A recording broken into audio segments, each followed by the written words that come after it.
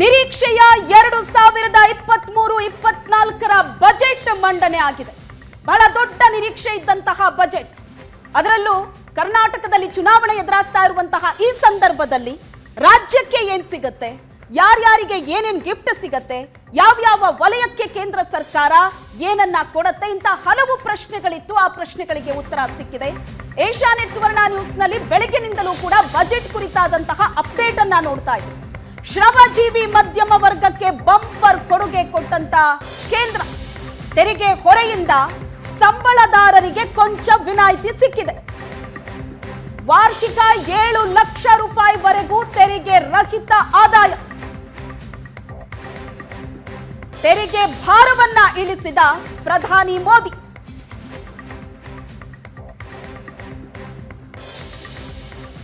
$7 ಲಕ್ಷ ಆದಾಯಕ್ಕೆ ಯಾವುದೇ ತೆರಿಗೆ ಇಲ್ಲ. ಶ್ರಮಜೀವಿ ಮಧ್ಯಮ ವರ್ಗಕ್ಕೆ ಬಂಪರ್ ಕೊಡುಗೆಯನ್ನ ಕೊಟ್ಟಿದೆ ಕೇಂದ್ರ ಸರ್ಕಾರ. ಇದೇ ನಿರೀಕ್ಷೆ ಇತ್ತು ಜನಸಾಮಾನ್ಯನಿಗೆ. ಬಜೆಟ್ ಅಂದ ತಕ್ಷಣ ಬಹಳ ದೊಡ್ಡ ದೊಡ್ಡ ವಿಚಾರಗಳು ಇರುತ್ತೆ. ಅದರಲ್ಲಿ GST, ನೀರಾವರಿಗೆ, ರಕ್ಷಣಾ ಇಲಾಖೆಗೆ, ರೈಲ್ವೆ ಇಲಾಖೆಗೆ. ಆದ್ರೆ ಇವೆಲ್ಲವನ್ನ ಹೊರತುಪಡಿಸಿ ಒಬ್ಬ ಜನಸಾಮಾನ್ಯ ಯೋಚನೆ ಮಾಡೋದು, ನನಗೇನ್ ಸಿಗತ್ತೆ ಈ ಬಜೆಟ್ ನಲ್ಲಿ? ನನ್ನ ದಿನನಿತ್ಯದ ಹೊರೆ ಕಡಿಮೆ ಆಗತ್ತಾ? ತೆರಿಗೆ ಭಾರವನ್ನ ಕೇಂದ್ರ ಸರ್ಕಾರ ಇಳಿಸತ್ತಾ? ಇಂಥ ಹಲವು ಪ್ರಶ್ನೆಗಳಿತ್ತು. ಆ ಎಲ್ಲ ಪ್ರಶ್ನೆಗಳಿಗೆ ಉತ್ತರ ಸಿಕ್ಕಿದೆ. ಆದಾಯ ತೆರಿಗೆ ಮಿತಿ 7 ಲಕ್ಷ ರೂಪಾಯಿಗೆ ಏರಿಕೆ ಆಗಿದೆ. ಮಿತಿಯನ್ನ ಏರಿಕೆ ಮಾಡಿದೆ ಕೇಂದ್ರ ಸರ್ಕಾರ. ಇದು ಜನಸಾಮಾನ್ಯನಿಗೆ ಒಂದಷ್ಟು ರಿಲೀಫ್ ಅನ್ನ ಕೊಟ್ಟಿದೆ. ಅದರ ಜೊತೆಗೆ ಕೆಲವೊಂದಷ್ಟು ಗೊಂದಲಗಳು ಇದೆ, ಪ್ರಶ್ನೆಗಳು ಇದೆ ಈ ಬಜೆಟ್ನ ಕುರಿತಂತೆ. ಒಬ್ಬ ಜನಸಾಮಾನ್ಯ ಯೋಚನೆ ಮಾಡೋದು, ಈ ಬಜೆಟ್ ನನಗೆ ಯಾವ ರೀತಿ ಹೊರೆಯನ್ನ ಕಡಿಮೆ ಮಾಡ್ತಾ ಇದೆ, ಅಥವಾ ತನ್ನ ಬರ್ಡನ್ ಅನ್ನ ಇನ್ನೂ ಜಾಸ್ತಿ ಮಾಡ್ತಾ ಇದೆಯಾ? ತನ್ನ ದಿನನಿತ್ಯದ ಚಟುವಟಿಕೆಗೆ ಅಥವಾ ದಿನನಿತ್ಯಕ್ಕೆ ಯಾವ ರೀತಿಯಾದಂತಹ ಹೊರೆ ಕಡಿಮೆ ಮಾಡ್ತಾ ಇದೆ, ಹೊರೆ ಹೆಚ್ಚಿಗೆ ಮಾಡ್ತಾ ಇದೆ?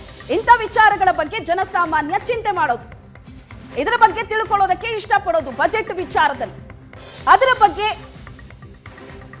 ನಾವು ಈಗ ಸವಿವರವಾದಂತಹ ಮಾಹಿತಿಯನ್ನ ನಿಮಗೆ ಕೊಡ್ತೀವಿ. 2.5 ಲಕ್ಷದವರೆಗಿದ್ದ ತೆರಿಗೆ ಮಿತಿ 3 ಲಕ್ಷ ರೂಪಾಯಿಗೆ ಏರಿಕೆ ಆಗಿದೆ. ತೆರಿಗೆ ಭಾರವನ್ನ ಕೇಂದ್ರ ಸರ್ಕಾರ ಇಳಿಸಿದೆ. 2.5 ಲಕ್ಷದವರೆಗಿತ್ತು ತೆರಿಗೆ ಮಿತಿ, ಈಗ ಆ ಮಿತಿ 3 ಲಕ್ಷಕ್ಕೆ ಏರಿಕೆ ಆಗಿದೆ. ತೆರಿಗೆದಾರರಿಗೆ ಸ್ವಲ್ಪ ರಿಲೀಫ್ ಕೊಟ್ಟಿದೆ. 0ಯಿಂದ 3 ಲಕ್ಷ ಅಲ್ಲಿವರೆಗೆ ಯಾವುದೇ ತೆರಿಗೆ ಇಲ್ಲ. ಈಗ 3ರಿಂದ 6 ಲಕ್ಷದವರೆಗೆ 5% ತೆರಿಗೆ ಇದೆ. 3ರಿಂದ 6 ಲಕ್ಷದವರೆಗೆ 5%. ಇದು ಕೂಡ ಒಂದಷ್ಟು ಗೊಂದಲಕ್ಕೆ ಕಾರಣವಾಗ್ತಾ ಇದೆ. 7 ಲಕ್ಷದ ತನಕ ತೆರಿಗೆ ಮಿತಿಯನ್ನ ಏರಿಸಿದೆ ಸರ್ಕಾರ. ಆದ್ರೆ ಇದೇನಿದು 5% ಅನ್ನೋ ಪ್ರಶ್ನೆಗೆ ಉತ್ತರವನ್ನ ಕೊಡ್ತೀವಿ. 6ರಿಂದ 9 ಲಕ್ಷದವರೆಗೆ 10% ತೆರಿಗೆ ಕಟ್ಟಬೇಕಾಗತ್ತೆ. ಯಾರ ಆದಾಯ ವಾರ್ಷಿಕ 6ರಿಂದ 9 ಲಕ್ಷ ಇರುತ್ತೋ ಅವರು 10% ವಾರ್ಷಿಕ ತೆರಿಗೆಯನ್ನ ಕಟ್ಟಬೇಕಾಗತ್ತೆ. ಅದರ ಬಗ್ಗೆಯೂ ಕೂಡ ಇನ್ ಡೀಟೇಲ್ ಆದಂತ ಮಾಹಿತಿಯನ್ನ ಕೊಡ್ತೀವಿ. 9ರಿಂದ 12 ಲಕ್ಷದವರೆಗೆ 15% ತೆರಿಗೆಯನ್ನ ಕಟ್ಟಬೇಕಾಗತ್ತೆ ಜನಸಾಮಾನ್ಯ. 9ರಿಂದ 12 ಲಕ್ಷದವರೆಗೆ 15% ತೆರಿಗೆ. ಇವೆಲ್ಲದರ ಬಗ್ಗೆ ಏನೇ ಗೊಂದಲಗಳಿದ್ರೂ ಸಹ ನೀವು ನಮಗೆ ಕರೆ ಮಾಡಬಹುದು. ಫೋನ್ ಲೈನ್ ಓಪನ್ ಆಗಿದೆ. ಕರೆ ಮಾಡಿ ನಿಮ್ಮ ಪ್ರಶ್ನೆಗಳಿಗೆ ನೀವು ಉತ್ತರವನ್ನ ಪಡ್ಕೋಬಹುದು. ಇವತ್ತಿನ ಕಾರ್ಯಕ್ರಮದಲ್ಲಿ ನಮ್ಮ ಜೊತೆ ಆರ್ಥಿಕ ತಜ್ಞರಾದಂತಹ ರುದ್ರಮೂರ್ತಿ ಅವರು ಇರ್ತಾರೆ. ನಿಮ್ಮ ಪ್ರಶ್ನೆಗಳಿಗೆ ಉತ್ತರವನ್ನ ಕೊಡ್ತಾರೆ, ನಿಮ್ಮ ಗೊಂದಲಗಳನ್ನ ಬಗೆಹರಿಸ್ತಾರೆ. ತೆರಿಗೆ ಅನ್ನೋದು ಅಥವಾ ಬಜೆಟ್ ಅನ್ನೋದು ಯಾರಿಗೂ ಕೂಡ ಅಷ್ಟು ಸುಲಭವಾಗಿ ಅರ್ಥ ಆಗೋದಿಲ್ಲ. ನಾನು ಆಗ್ಲೇ ಹೇಳಿದಾಗೆ ದೊಡ್ಡ ದೊಡ್ಡ ವಿಚಾರಗಳನ್ನ ಒಂದು ಪಕ್ಕ ಇಡೋಣ. ನೀರಾವರಿಗೆ ಇಷ್ಟು, ರೈಲ್ವೆ ಇಲಾಖೆಗೆ ಇಷ್ಟು, ರಕ್ಷಣಾ ಇಲಾಖೆಗೆ ಇಷ್ಟು, GST, ಇಂಥ ಹಲವು ವಿಚಾರಗಳನ್ನ ಪಕ್ಕಕ್ಕಿಟ್ಟು ಒಬ್ಬ ಜನಸಾಮಾನ್ಯ ಬಜೆಟ್ ಅಂತ ಅಂದಾಗ, ತೆರಿಗೆ ಅಂತ ಅಂದಾಗ ಆತ ಏನು ಯೋಚನೆ ಮಾಡ್ತಾನೋ ಅದಕ್ಕೆ ಆ ಪ್ರಶ್ನೆಗೆ ಉತ್ತರವನ್ನ ಇವತ್ತಿನ ಕಾರ್ಯಕ್ರಮದಲ್ಲಿ ಹುಡುಕೋಣ. ನಿಮ್ಮ ಪ್ರಶ್ನೆಗಳಿಗೆ ಉತ್ತರವನ್ನ ಕೊಡೋದಕ್ಕೆ ಆರ್ಥಿಕ ತಜ್ಞರಾದಂತಹ ರುದ್ರಮೂರ್ತಿ ಅವರು ಕಾರ್ಯಕ್ರಮದಲ್ಲಿ ನಮ್ಮ ಜೊತೆ ಜಾಯ್ನ್ ಆಗಿದ್ದಾರೆ. Sir, welcome to the show. ನಮಸ್ಕಾರ ಮೇಡಮ್. ನಮಸ್ಕಾರ ಸರ್. ನಾನು ಆಗ್ಲೇ ಹೇಳಿದಾಗೆ ಬಜೆಟ್ ಅಂದ ತಕ್ಷಣ ಎಲ್ರಿಗೂ ಅಷ್ಟು ಸುಲಭವಾಗಿ ಅದು ಅರ್ಥ ಆಗುವಂಥದ್ದಲ್ಲ. ಬಜೆಟು, ತೆರಿಗೆ, ಆ ತೆರಿಗೆಯ ಸ್ಲ್ಯಾಬ್ ಅದು ಜನಕ್ಕೆ ಅಷ್ಟಾಗಿ ಅರ್ಥ ಆಗೋದಿಲ್ಲ. ನಾನು ಮೊದಲನೇದಾಗಿ ತೆರಿಗೆ ಬಗ್ಗೆ ಕೇಳೋದಾದ್ರೆ 7 ಲಕ್ಷದ ತನಕ ಮಿತಿಯನ್ನ ಏರಿಕೆ ಮಾಡಿದೆ. ಆದರೆ ಅದ್ರ ಮಧ್ಯದಲ್ಲಿ 5ರಷ್ಟು ತೆರಿಗೆ ಕಟ್ಟಬೇಕು ಅಂತ ಇದೆ. ಅದು ಅರ್ಥ ಆಗ್ತಿಲ್ಲ. ಮೇ ಬಿ ಜನಸಾಮಾನ್ಯನಿಗೂ ಕೂಡ ಅದು ಅರ್ಥ ಆಗ್ತಿಲ್ಲ ಅಂತ ಅನ್ಸುತ್ತೆ. ತುಂಬ ಸಿಂಪಲ್ ಆಗಿ ಹೇಳಬೇಕು ಅಂದರೆ, ಇವಾಗ ನಿಮ್ಮ ಇನ್ಕಮ್, ನಿಮ್ಮ ಆದಾಯ 7 ಲಕ್ಷಕ್ಕೂ ಕಡಿಮೆ ಇದ್ದರೆ, ವರ್ಷದ ಆದಾಯ 7 ಲಕ್ಷಕ್ಕೂ ಕಡಿಮೆ ಇದ್ದರೆ ಯಾವುದೇ ರೀತಿಯಾದಂಥ ತೆರಿಗೆ ಕಟ್ಟಂಗಿಲ್ಲ, ಝೀರೋ ಟ್ಯಾಕ್ಸ್ ಅಂತ ಹೇಳ್ತಾ ಇದ್ದೀನಿ. ಕೆಲವರ ಪ್ರಶ್ನೆ ಏನಾಗಿದೆ, ಇವಾಗ ಅಪ್ ಟು 3 ಲ್ಯಾಕ್ವರೆಗೂ ಮಾತ್ರ, 3 ಲಕ್ಷದವರೆಗೂ ಮಾತ್ರ ಎಕ್ಸಂಪ್ಷನ್ ಅನ್ನು ಕೊಡ್ತಾ ಇದ್ದಾರೆ. 3 ರಿಂದ 6 ಲಕ್ಷ ಇದ್ದರೆ ನೀವು 5% ತೆರಿಗೆ ಕಟ್ಟಬೇಕಾಗತ್ತೆ, 6 ರಿಂದ 9 ಲಕ್ಷ ಇದ್ದರೆ 10% ಕಟ್ಟಬೇಕಾಗತ್ತೆ. ಈ ಥರ ಸ್ಲ್ಯಾಬ್ ಎಲ್ಲ ಮಾಡಿದ್ದಾರೆ. ಸೊ ಹಾಗಾಗಿ ನೀವು 7 ಲಕ್ಷದವರೆಗೂ ಏನೂ ತೆರಿಗೆ ಕಟ್ಟಂಗಿಲ್ಲ ಅಂತ ಒಂದು ಕಡೆ ಹೇಳ್ತೀರಾ, ಬೇಸಿಕ್ ಎಕ್ಸಂಪ್ಷನ್ ಲಿಮಿಟ್ ಬರೀ 3 ಲಕ್ಷಕ್ಕಿದೆ, ಇದು ಯಾವ ರೀತಿ ಅಂತ. ಉತ್ತರ ತುಂಬಾ ಸಿಂಪಲ್ ಆಗಿದೆ. ನೀವು ಅಪ್ ಟು 7 ಲ್ಯಾಕ್ಸ್ ಇನ್ಕಮ್ ಅನ್ನ ಏನಾನ ಅರ್ನ್ ಮಾಡಿದ್ರೆ ಟ್ಯಾಕ್ಸ್ ರಿಬೇಟ್ ನಿಮಗೆ ಸಿಗುತ್ತೆ. ಸೊ ಟ್ಯಾಕ್ಸ್ ರಿಬೇಟ್ ಸಂಪೂರ್ಣವಾಗಿ ನಿಮಗೆ ಈ ನ್ಯೂ ಟ್ಯಾಕ್ಸ್ ರಿಜಿಮ್ ಅಲ್ಲಿ ಕೊಡೋದ್ರಿಂದ ನಾವು ಕ್ಯಾಲ್ಕುಲೇಟ್ ಮಾಡಿದ್ರೆ ಸ್ಲ್ಯಾಬ್ ಪ್ರಕಾರ ಹೋಗಿ ಅಪ್ ಟು 3 ಲ್ಯಾಕ್ಸ್ ನಿಮಗೆ ಯಾವುದೇ ತೆರಿಗೆ ಇಲ್ಲ. 3 to 6 ಲ್ಯಾಕ್ಸ್ ಇದ್ರೆ 5%, 6 to 9 ಲ್ಯಾಕ್ ಇದ್ರೆ 10%. ಈ ತರ ನೀವು ಸ್ಲ್ಯಾಬ್ ಮುಖಾಂತರ ಕ್ಯಾಲ್ಕುಲೇಟ್ ಮಾಡಿದ್ರೆ ನಿಮಗೆ 25,000 ರೂಪಾಯಿ ತೆರಿಗೆ ಬರುತ್ತೆ 7 ಲಕ್ಷವರೆಗೂ ಇನ್ಕಮ್ ಇದ್ರೆ. ಆದ್ರೆ ನೀವು 7 ಲ್ಯಾಕ್ಸ್ ವರೆಗೂ 25,000 ನಿಮಗೆ ತೆರಿಗೆ ಬಂದರೂ ಕೂಡ ಟ್ಯಾಕ್ಸ್ ರಿಬೇಟ್ ಅಂತ ನಿಮಗೆ ಸಂಪೂರ್ಣವಾಗಿ 25,000 ನೀವು ಕ್ಲೈಮ್ ಮಾಡಿದ್ರೆ ನೀವು ಕಟ್ಟಬೇಕಾಗಿರುವಂತಹ ತೆರಿಗೆ ಅಥವಾ ಟ್ಯಾಕ್ಸ್ ಲಯಬಿಲಿಟಿ ಅಂತ ನಾವೇನ್ ಕರಿತೀವಿ ಅದು 0. ಸೊ ಇಲ್ಲಿ ಕೆಲವರು ಪ್ರಶ್ನೆ ಏನು ಅಂದ್ರೆ, ಇದೆಲ್ಲ ಕನ್ಫ್ಯೂಸ್ ಮಾಡೋ ಬದಲು ಈ ಬೇಸಿಕ್ ಲಿಮಿಟ್ ಅನ್ನೇ 7 ಲಕ್ಷದವರೆಗೂ ಇಟ್ಬಿಡ್ಬೇಕಿತ್ತು, ಈ 3 ಲಕ್ಷದವರೆಗೂ ಮಾತ್ರ ಯಾಕೆ ಇಟ್ಟಿದ್ದಾರೆ ಅಂತ. ನೋಡಿ, ಉತ್ತರ ತುಂಬಾ ಸಿಂಪಲ್ ಆಗಿದೆ. 3 ಲಕ್ಷದಿಂದ 7 ಲಕ್ಷದವರೆಗೂ ನಿಮ್ಮ ಇನ್ಕಮ್ ಇದ್ರೆ, ಆದಾಯ ಇದ್ರೆ, ನೀವು ಟ್ಯಾಕ್ಸ್ ಅನ್ನ ಫೈಲ್ ಮಾಡಬೇಕು. ಇನ್ಕಮ್ ಟ್ಯಾಕ್ಸ್ ರಿಟರ್ನ್ ಅನ್ನ ನೀವು ಫೈಲ್ ಮಾಡಬೇಕು. ಟ್ಯಾಕ್ಸ್ ಕಟ್ಟೋದು ಬೇಕಾಗಿಲ್ಲ. ಯಾಕಂದ್ರೆ ಅಪ್ ಟು 7 ಲ್ಯಾಕ್ಸ್ ನಿಮಗೆ ಟ್ಯಾಕ್ಸ್ ರಿಬೇಟ್ ಅಥವಾ ವಿನಾಯಿತಿಯನ್ನ ಕೊಡ್ತಾ ಇದ್ದಾರೆ. ಸೊ ನಿಮ್ಮ ಆದಾಯ ಏನಾನ 3 ರಿಂದ 7 ಲಕ್ಷದಲ್ಲಿ ನಿಮ್ಮ ಆದಾಯ ಇದ್ರೆ ಟ್ಯಾಕ್ಸ್ ರಿಟರ್ನ್ ಅನ್ನ ಫೈಲ್ ಮಾಡ್ತೀರಾ, ಬಟ್ ಯಾವುದೇ ರೀತಿಯಾದ ಟ್ಯಾಕ್ಸ್ ಅನ್ನ ಕಟ್ಟೋದಿಲ್ಲ. ಸೊ ಅಪ್ ಟು 7 ಲ್ಯಾಕ್ ವರೆಗೂ ನಿಮಗೆ ಟ್ಯಾಕ್ಸ್ ರಿಬೇಟ್ ಕೊಡ್ತಾರೆ. ಅಂದ್ರೆ ನಿಮ್ಗೆ ಏನೇ ತೆರಿಗೆ ಪೇ ಮಾಡೋದು ಬಂದ್ರೆ 7 ಲಕ್ಷದವರೆಗೂ ಕೂಡ ನಿಮ್ಮ ಇನ್ಕಮ್ ಇದ್ದಾಗ ಏನೇ ಟ್ಯಾಕ್ಸ್ ಲೈಬಿಲಿಟಿ ಇರಲಿ, ನೀವು ಏನೇ ಟ್ಯಾಕ್ಸ್ ಕಟ್ಟೋದು ಬೇಡ.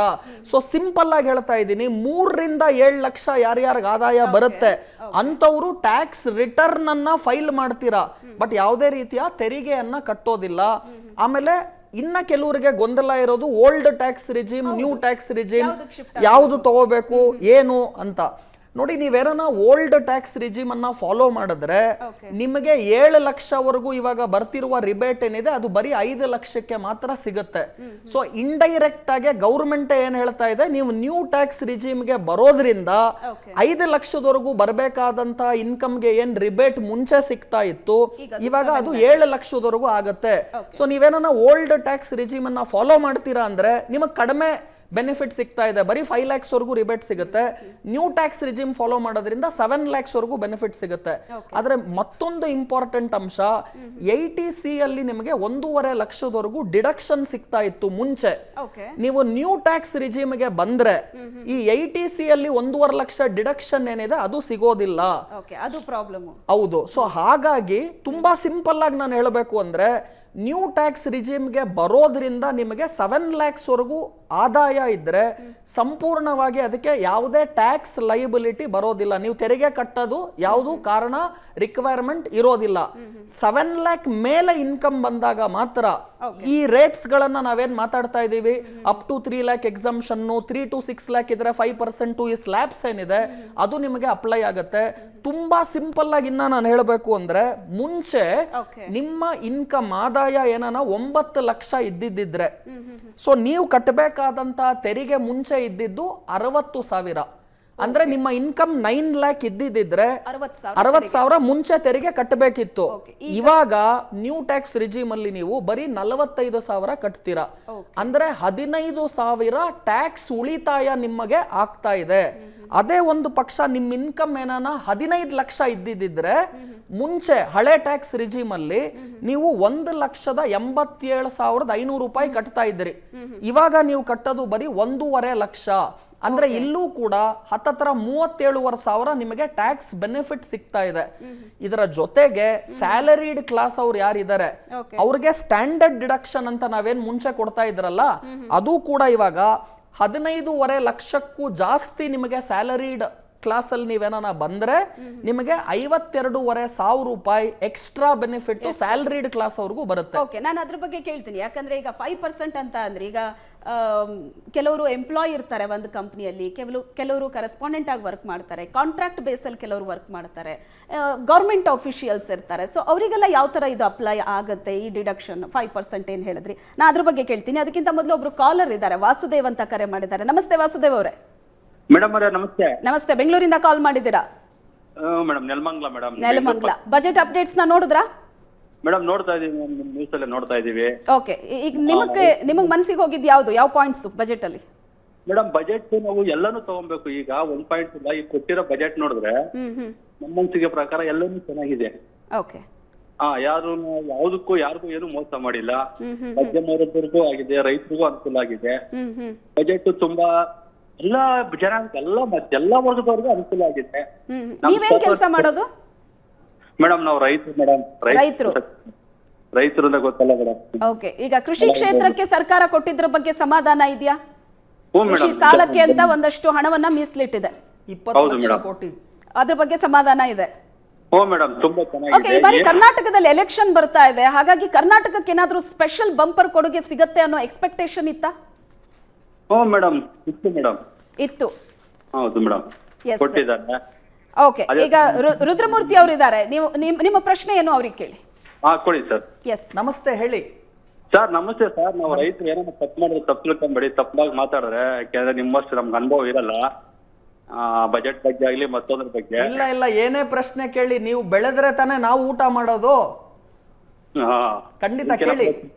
ತಿಳುವಳಿಕೆ ಕಡಿಮೆ ಇರ್ತದೆ ಕೆಲವೊಂದು ವಿಚಾರದಲ್ಲಿ. ಏನೋ ಅಂದ್ರೆ ಸ್ವಲ್ಪ ತಿಳ್ಕೊಂಡಿರ್ತೀವಿ. ಹಿಂಗೆ ನಮ್ಮ ಮಾಧ್ಯಮಗಳು ಸುವರ್ಣ ನ್ಯೂಸ್, ನಾವು ಆಕ್ಚುಲಿ ನಮ್ಮಲ್ಲೆಲ್ಲ ಜಾಸ್ತಿ ಸುವರ್ಣ ನ್ಯೂಸ್ ನೋಡ್ತಾ ಇರ್ತೀವಿ. ಓಕೆ, ತುಂಬಾ ಚೆನ್ನಾಗಿ ನೆಟ್ಸ್ಕೊಡ್ತಾ ಇರ್ತೀರಾ.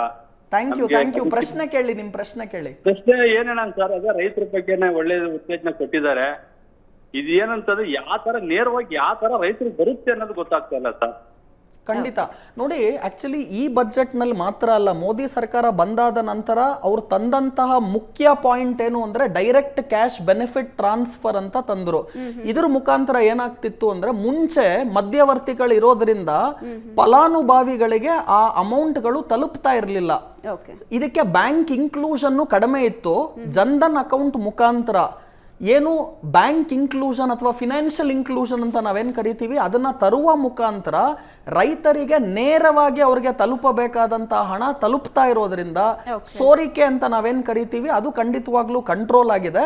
ಹಾಗೂ ನಾನು ಅಗ್ರಿಕಲ್ಚರ್ ಎಕ್ಸ್ಪರ್ಟ್ ಅಲ್ಲ, ಫಿನಾನ್ಷಿಯಲ್ ಮಾತಾಡ್ತಿರೋದ್ರಿಂದ ಫಿನಾನ್ಷಿಯಲ್ ಏನ್ ಕಾರಣ ಚೆನ್ನಾಗಾಗಿದೆ ಅಗ್ರಿಕಲ್ಚರ್ಗೆ ಅಂತ ತಾವು ನೋಡೋದಾದ್ರೆ, ರೈತರಿಗೆ ಈ ಡೈರೆಕ್ಟ್ ಕ್ಯಾಶ್ ಬೆನಿಫಿಟ್ ಟ್ರಾನ್ಸ್ಫರ್ ಒಂದ್ ಕಡೆ ಆಯ್ತು ಅಂದ್ರೆ, ಮತ್ತೊಂದು ಕಡೆ ಅವ್ರಿಗೂ ಕೂಡ ಫಿನಾನ್ಷಿಯಲ್ ಇನ್ಕ್ಲೂಷನ್ ಅಂಡರ್ ನಾವು ತರ್ತಿರೋದ್ರಿಂದ ಖಂಡಿತವಾಗ್ಲೂ ಓವರ್ ಆಲ್ ಇನ್ಕ್ಲೂಸಿವ್ ಗ್ರೋತ್ಗೆ ಇದೊಂದು ಕಾರಣವಾದಂತಹ ಬಜೆಟ್ ಆಗುತ್ತೆ ಅಂತ ಹೇಳ್ತೀನಿ. ಮತ್ತೆ ಸ್ಪೆಸಿಫಿಕ್ ಆಗಿ 20 ಲಕ್ಷ ಕೋಟಿಯನ್ನ ಕ್ರೆಡಿಟ್ ಗ್ಯಾರಂಟಿಗೋಸ್ಕರ ಏನು ಈ ಬಜೆಟ್ ನಲ್ಲಿ ಅನೌನ್ಸ್ ಮಾಡಿದ್ದಾರೆ, ಅದು ಖಂಡಿತವಾಗ್ಲೂ ಮ್ಯಾಸಿವ್ ಅಮೌಂಟ್ ಅಂತಾನೂ ಕೂಡ ಹೇಳ್ತಾ ಇದ್ದೀನಿ. ಇದು ಎಲ್ಲದರ ಜೊತೆಗೆ ಎಸ್ಪೆಷಲಿ ಯಾರ್ಯಾರು ರೂರಲ್ ಸೈಡ್ ಅಲ್ಲಿ ಬಿಸ್ನೆಸ್ ಮಾಡಬೇಕು ಅಂತಿದ್ದೀರಾ, ಕೃಷಿ ರಿಲೇಟೆಡ್ ಮಾಡಬೇಕು ಅಂತಿದ್ದೀರಾ ಅಂತ ಆಂಟ್ರಪ್ರಿನಿಯರ್ಸ್ಗೂ ಕೂಡ ಎಂಕರೇಜ್ಮೆಂಟ್ ಅನ್ನ ಈ ಬಜೆಟ್ ನಲ್ಲಿ ಕೊಡಲಾಗಿದೆ ಅಂತ ಹೇಳ್ತೀನಿ. ಓಕೆ, ಇನ್ನೊಬ್ರು ಕಾಲರ್ ಇದ್ದಾರೆ ಇವಾಗ. ನಮಸ್ತೆ ರಮೇಶ್ ಅವರೇ. ನಮಸ್ತೆ. ನಮಸ್ತೆ ಮೇಡಮ್. ಎಸ್, ಈ ಬಾರಿಯ ಬಜೆಟ್ ಖುಷಿ ಕೊಡ್ತಾ? ಪರವಾಗಿಲ್ಲ ಮೇಡಮ್, ಸಾಧಾರಣವಾಗಿ ಕೊಟ್ಟಿದ್ದಾರೆ. ಓಕೆ, ನಿಮ್ಮ ಪ್ರಶ್ನೆ ಏನು ಹಾಗಾದ್ರೆ ಈ ಬಾರಿಯ ಬಜೆಟ್ ನೋಡಿದ್ರೆ? ನಮಸ್ತೆ ಹೇಳಿ ರಮೇಶ್ ಅವರ ಪ್ರಶ್ನೆ ಕೇಳಿ. ಸರ್, ಇದು ಇವಾಗ ಇನ್ಶೂರೆನ್ಸ್ ಸೆಕ್ಟರ್ಗೆ ಹೇಳಿ. ಸೊ ಇನ್ಶೂರೆನ್ಸ್ ಸೆಕ್ಟರ್ದು ಯಾತಕ್ಕೆ ಸರ್ ಇವತ್ತು ಸ್ಟಾಕ್ಸ್ ಎಲ್ಲಾನು ಕೆಳಗಡೆ ಬಂತು? ಏನು ಬಜೆಟ್ ಇಂದ ಅದು ಯಾತಕ್ಕೋಸ್ಕರ ಇದಾಗಿದೆ? ತುಂಬಾ ಒಳ್ಳೆ ಪ್ರಶ್ನೆ ಕೇಳ್ತಾ ಇದ್ದೀರಾ. ನೋಡಿ, ಇವತ್ತು ಸ್ಪೆಸಿಫಿಕ್ ಆಗಿ ಇನ್ಶೂರೆನ್ಸ್ ಬಗ್ಗೆ ಮಾತನಾಡಬೇಕು ಅಂದ್ರೆ, ಮುಂಚೆ ಏನಾಗ್ತಾ ಇತ್ತು, ಈ 80C ಡಿಡಕ್ಷನ್ ಅಲ್ಲಿ 1.5 ಲಕ್ಷದವರೆಗೂ ನಿಮಗೆ ಬೆನಿಫಿಟ್ ಸಿಗ್ತಾ ಇತ್ತು. ಈ ನ್ಯೂ ಟ್ಯಾಕ್ಸ್ ರಿಜಿಮ್ ಅಲ್ಲಿ ಏನಾಗಿದೆ ಅಂದ್ರೆ, ನೀವು ಇನ್ಶೂರೆನ್ಸ್ಗೆ ಇನ್ವೆಸ್ಟ್ಮೆಂಟ್ ಮಾಡಿ ಬಿಡಿ, ಅಪ್ ಟು 7 lakh ರೂಪೀಸ್ ನಾವು ನಿಮಗೆ ಈ ಬೇಸಿಕ್ ಎಕ್ಸಾಮ್ಷನ್ ಅನ್ನ ಟ್ಯಾಕ್ಸ್ ರಿಬೇಟ್ ಕೊಡುವ ಮುಖಾಂತರ ಅಪ್ ಟು 7 lakh ವರೆಗೂ ಕೊಡ್ತಾ ಇದ್ದಾರೆ. ಸೊ ನೀವು ಇನ್ಶೂರೆನ್ಸ್ ಹೂಡಿಕೆ ಮಾಡಿದ್ರು ಕೂಡ ನಿಮಗೆ ಬೇಸಿಕ್ ಲಿಮಿಟ್ 7 ಲಕ್ಷನೇ ಇರುತ್ತೆ. ಅದಕ್ಕೋಸ್ಕರ 80C ಸ್ಪೆಷಲ್ ಡಿಡಕ್ಷನ್ ಮುಂಚೆ ಓಲ್ಡ್ ಟ್ಯಾಕ್ಸ್ ರಿಜಿಮ್ ಅಲ್ಲಿ ಏನ್ ಬರ್ತಿತ್ತು, ಅದು ನ್ಯೂ ಟ್ಯಾಕ್ಸ್ ರಿಜಿಮ್ ಅಲ್ಲಿ ಸಿಗೋದಿಲ್ಲ. ಇದು ಇನ್ಶೂರೆನ್ಸ್ ಸ್ಟಾಕ್ಸ್ ಗಳಿಗೆ ಇವತ್ತು ಕೆಳಗಡೆ ಬರೋದಕ್ಕೆ ಮುಖ್ಯ ಕಾರಣ ಆಯಿತು ಬಜೆಟ್ ಇಂದ. ಹಾಗೂ ಅದರ ಜೊತೆಗೆ ಬಜೆಟ್ ಆದ ನಂತರ ಇಮಿಡಿಯೇಟ್ ಆಗಿ ಮಾರ್ಕೆಟ್ ಅಲ್ಲಿ ನಾವು ಏರಿಕೆಯನ್ನ ಕಂಡ್ವಿ. ನಂತರ ಮಾರ್ಕೆಟ್ ಅಲ್ಲಿ ಭಾರಿ ಪ್ರಮಾಣದ ಕುಸಿತವನ್ನ ಬಜೆಟ್ ಆದ ನಂತರ ಕಂಡ್ವಿ.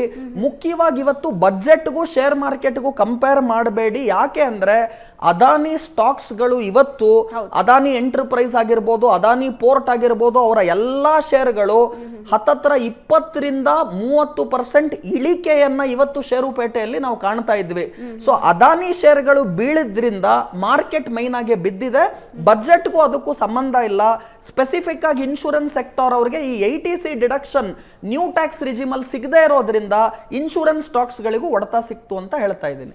S, thank you sir, thank you call ಮಾಡಿದ್ದಕ್ಕೆ. ಏನು ಈ ಇನ್ಶೂರೆನ್ಸ್ ನೀವು ಹೇಳಿದಾಗೆ ಈಗ ಟ್ಯಾಕ್ಸ್ ಡಿಡಕ್ಷನ್ ಮಾಡೋದಕ್ಕೆ ಇನ್ಶೂರೆನ್ಸ್ಗಳ ಮೇಲೆ ಇನ್ವೆಸ್ಟ್ ಮಾಡ್ತಾ ಇದ್ರು, ಇನ್ಶೂರೆನ್ಸ್ಗಳನ್ನ ತಗೋತಾ ಇದ್ರು. ಸೊ ಅದನ್ನ ಇಟ್ಟು ಡಿಡಕ್ಷನ್ಗೆ ಅಪ್ಲೈ ಮಾಡ್ತಾ ಇದ್ರು. ಸೊ ಇನ್ಮೇಲೆ ಅವಶ್ಯಕತೆ 7 lakh ಒಳಗಡೆ ಬರೋರಿಗೆ ಇರೋದಿಲ್ವಾ ಸ್ಲಾಬಿಗೆ? ಇಲ್ಲ, ನೀವು ಓಲ್ಡ್ ಟ್ಯಾಕ್ಸ್ ರಿಜಿಮ್ ಅನ್ನ ಫಾಲೋ ಮಾಡಿದ್ರೆ ಅಲ್ಲಿ ನಿಮಗೆ ಅಪ್ ಟು 5 lakh ವರೆಗೂ ಎಕ್ಸಂಪ್ಷನ್ ಟ್ಯಾಕ್ಸ್ ರಿಬೇಟ್ ಕೊಡ್ತಾ ಇದ್ರು. ಇವಾಗ ಹೊಸ ಟ್ಯಾಕ್ಸ್ ರಿಜಿಮ್ ಅಲ್ಲಿ ನಿಮಗೆ ನ್ಯೂ ಟ್ಯಾಕ್ಸ್ ರಿಜಿಮ್ ಅಲ್ಲಿ 5 ಲಕ್ಷ ಬದಲು 7 ಲಕ್ಷ ಮಾಡಿದ್ದಾರೆ. ಆದ್ರೆ 5 ಲಕ್ಷ ಓಲ್ಡ್ ಟ್ಯಾಕ್ಸ್ ರಿಜಿಮ್ ಅಲ್ಲಿ ನಿಮಗೆ 1.5 ಲಕ್ಷದವರೆಗೂ ಕೂಡ ಈ 80C ಅಲ್ಲಿ ಇನ್ಶೂರೆನ್ಸ್ ಗೆಲ್ಲ ಹೂಡಿಕೆ ಮಾಡಿದ್ರೆ ಡಿಡಕ್ಷನ್ ಸಿಗ್ತಾ ಇತ್ತು. ಇವಾಗ ನ್ಯೂ ಟ್ಯಾಕ್ಸ್ ರಿಜಿಮ್ ಅಲ್ಲಿ ನಿಮಗೆ ಆ ಡಿಡಕ್ಷನ್ ಸಿಗೋದಿಲ್ಲ. ತುಂಬಾ ಸಿಂಪಲ್ ಆಗಿ ಹೇಳಬೇಕು ಅಂದ್ರೆ new tax regime versus old tax regime ನೀವು ಕಂಪೇರ್ ಮಾಡಿದ್ರೆ new tax regime generally benefit ಆಗಿ ಇರುತ್ತೆ.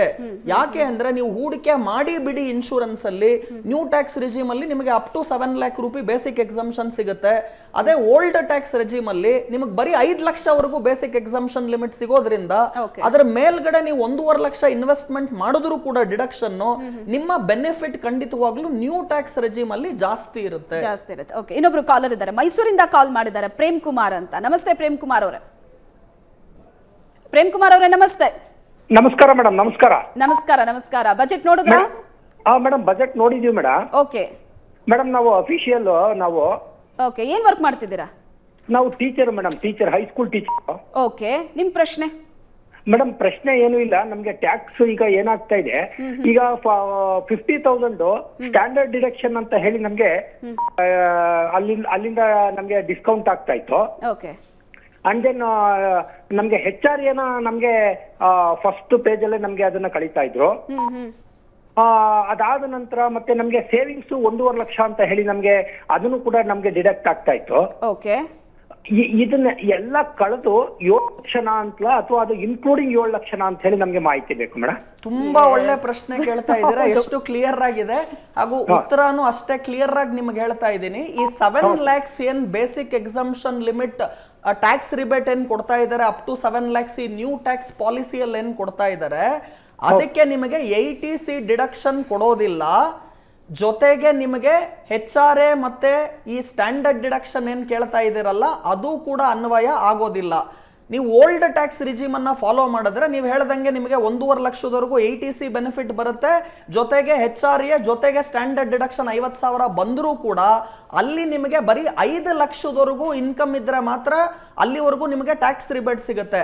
ಸೊ ಈಗೇನು 7 ಲಕ್ಷ ಮಾಡಿದರೆ ಆ 2 lakhs ಎಕ್ಸ್ಟ್ರಾ ಬೆನಿಫಿಟ್ ನಿಮಗೇನು ಸಿಗ್ತಾ ಇದೆ ಅದಕ್ಕೆ ನೀವು ಸ್ಟ್ಯಾಂಡರ್ಡ್ ಡಿಡಕ್ಷನ್ 50,000 ಮತ್ತೆ 1.5 ಲಕ್ಷ ನಿಮಗೇನು 80C ಬೆನಿಫಿಟ್ ಸಿಗ್ತಾ ಇದೆ ಅದನ್ನು ಆ್ಯಡ್ ಮಾಡಿದ್ರೆ ಅಪ್ ಟು 7 lakh ವರೆಗೂ old tax regime new tax regime ಎರಡಕ್ಕೂ ಒಂದೇ ಆಗುತ್ತೆ. ಆದರೆ ಹೊಸದಾಗಿ ಅವ್ರೇನು ಹೇಳ್ತಾ ಇದ್ದಾರೆ, ನಿಮ್ಮ ಸ್ಯಾಲರಿ ಇನ್ಕಮ್ ಏನಾನ 15.5 ಲಕ್ಷಕ್ಕೂ ಜಾಸ್ತಿ ಬಂದರೆ ನಿಮಗೆ ಎಕ್ಸ್ಟ್ರಾ 52,500 ರೂಪಾಯಿಗಳ ಸ್ಟ್ಯಾಂಡರ್ಡ್ ಡಿಡಕ್ಷನ್ ಅನ್ನು ಎಕ್ಸ್ಟ್ರಾ ನ್ಯೂ ಟ್ಯಾಕ್ಸ್ ರಿಜಿಮಲ್ಲಿ ಕೊಡ್ತಾ ಇದ್ದಾರೆ. ಸೊ ಸಿಂಪಲ್ ಆಗಿ ಹೇಳಬೇಕು ಅಂದರೆ 15.5 ಲಕ್ಷಕ್ಕೂ ಕಡಿಮೆ ನಿಮ್ಮ ಸ್ಯಾಲರಿ ಏನಾನ ಇದ್ದರೆ ನೀವು ಓಲ್ಡ್ ಟ್ಯಾಕ್ಸ್ ರಿಜಿಮ್ ಅಲ್ಲಾನ ಇರಿ ನ್ಯೂ ಟ್ಯಾಕ್ಸ್ ರಿಜಿಮ್ ಅಲ್ಲಾನ ಇರಿ ನಿಮಗೆ ವ್ಯತ್ಯಾಸ ಕಾಣೋದಿಲ್ಲ. ಯಾವಾಗ ಅಂದರೆ 80Cಯಲ್ಲಿ ಬರುವ 1.5 ಲಕ್ಷ ಫುಲ್ ಬೆನಿಫಿಟ್ ಅನ್ನು ನೀವು ಉಪಯೋಗಿಸ್ಕೊಂಡ್ರೆ. ಆದರೆ ನೀವೇನಾನ 1.5 ಲಕ್ಷ ಫುಲ್ ಬೆನಿಫಿಟ್ ನಾನು 80Cಯಲ್ಲಿ ಉಪಯೋಗಿಸ್ಕೊಳ್ತಾ ಇಲ್ಲ, ನಾನು ಅಷ್ಟೊಂದು ಇನ್ವೆಸ್ಟ್ಮೆಂಟ್ ಮಾಡಿಲ್ಲ ಇನ್ಶೂರೆನ್ಸಲ್ಲಿ ಪ್ರಾವಿಡೆಂಟ್ ಫಂಡ್ಗಳಲ್ಲಿ ಇಲ್ಲೆಲ್ಲ ಮಾಡಿಲ್ಲ ಅಂದರೆ ನ್ಯೂ ಟ್ಯಾಕ್ಸ್ ರಿಜಿಮ್ಗೆ ಬರೋದ್ರಿಂದ ಬೆನಿಫಿಟ್ ಜಾಸ್ತಿ ಆಗುತ್ತೆ. ಹಾಗೂ ಓಲ್ಡ್ ಟ್ಯಾಕ್ಸ್ ರಿಜಿಮಲ್ಲಿ ನಿಮಗೆ ಬರೀ 5 ಲಕ್ಷದವರೆಗೂ ಮಾತ್ರ ಟ್ಯಾಕ್ಸ್ ರಿಬೇಟ್ ಸಿಗುತ್ತೆ. ನ್ಯೂ ಟ್ಯಾಕ್ಸ್ ರೆಜಿಮಲ್ಲಿ ನಿಮಗೆ 7 ಲಕ್ಷದವರೆಗೂ ಸಿಗುತ್ತೆ. ನೀವೇನಾನ ನನಗೆ 7 ಲಕ್ಷದವರೆಗೂ ಬೇಸಿಕ್ ಎಕ್ಸಂಪ್ಷನ್ ಲಿಮಿಟು ಸಿಗುತ್ತೆ, ಜೊತೆಗೆ ನನಗೆ 80Cನೂ ಸಿಗುತ್ತೆ, ಜೊತೆಗೆ ನನಗೆ ಈ HRA ಬೆನಿಫಿಟ್ಟು ಸಿಗುತ್ತೆ, ಸ್ಟ್ಯಾಂಡರ್ಡ್ ಡಿಡಕ್ಷನ್ನು ಸಿಗುತ್ತೆ ಅಂದರೆ ತಪ್ಪು. ಓಲ್ಡ್ ಟ್ಯಾಕ್ಸ್ ರಿಜಿಮಲ್ಲಿ ಮಾತ್ರ ನಿಮಗೆ ಆ ಸ್ಟ್ಯಾಂಡರ್ಡ್ ಡಿಡಕ್ಷನ್ನು ಮತ್ತೆ ಆ ATC ಬೆನಿಫಿಟ್ ಎಲ್ಲ ಸಿಗುತ್ತೆ. ನ್ಯೂ ಟ್ಯಾಕ್ಸ್ ರೆಜಿಮಲ್ಲಿ ಇದು ಯಾವುದೂ ಸಿಗೋದಿಲ್ಲ. ಅಪ್ ಟು 7 lakh ವರೆಗೂ ನಿಮಗೆ ಎಕ್ಸಂಪ್ಷನ್ ಸಿಗುತ್ತೆ ಅನ್ನೋದನ್ನ ಹೇಳ್ತೀನಿ. ಎಸ್, ತೆರಿಗೆ ಬಗ್ಗೆನೇ ಬಹಳಷ್ಟು ಜನರ ಪ್ರಶ್ನೆ ಇದೆ. ಕರೆ ಮಾಡಿದಂಥವ್ರು ತೆರಿಗೆ ಬಗ್ಗೆನೇ ಕ್ಲಾರಿಟಿ ತಗೋತಾ ಇದ್ದಾರೆ. ಇನ್ನು ಈ ಬಜೆಟ್ನ ಬಗ್ಗೆ, ತೆರಿಗೆ ವಿಚಾರದ ಬಗ್ಗೆ ನಿಮ್ಮ ಪ್ರಶ್ನೆಗಳಿದ್ರೆ ನೀವು ಕರೆ ಮಾಡಬಹುದು ನಮಗೆ. ಯಾಕಂದ್ರೆ ಕರೆ ಮಾಡಿ ಮಾತಾಡಬೇಕಾದಂತಹ ದೂರವಾಣಿ ಸಂಖ್ಯೆ ಕೂಡ ಸ್ಕ್ರೀನ್ ಮೇಲೆ ಬರ್ತಾ ಇದೆ. ಈ ನಂಬರ್ಗೆ ಕರೆ ಮಾಡಿ ನಿಮ್ಮ ಪ್ರಶ್ನೆಗಳಿಗೆ ಉತ್ತರವನ್ನ ಪಡ್ಕೋಬಹುದು. ಆರ್ಥಿಕ ತಜ್ಞರಾದಂತಹ ರುದ್ರಮೂರ್ತಿ ಅವರು ಕಾರ್ಯಕ್ರಮದಲ್ಲಿ ನಮ್ಮ ಜೊತೆ ಇದ್ದಾರೆ. ಕಾರ್ಯಕ್ರಮ ಮುಂದುವರಿಯುತ್ತೆ ಬ್ರೇಕ್ನ ನಂತರ.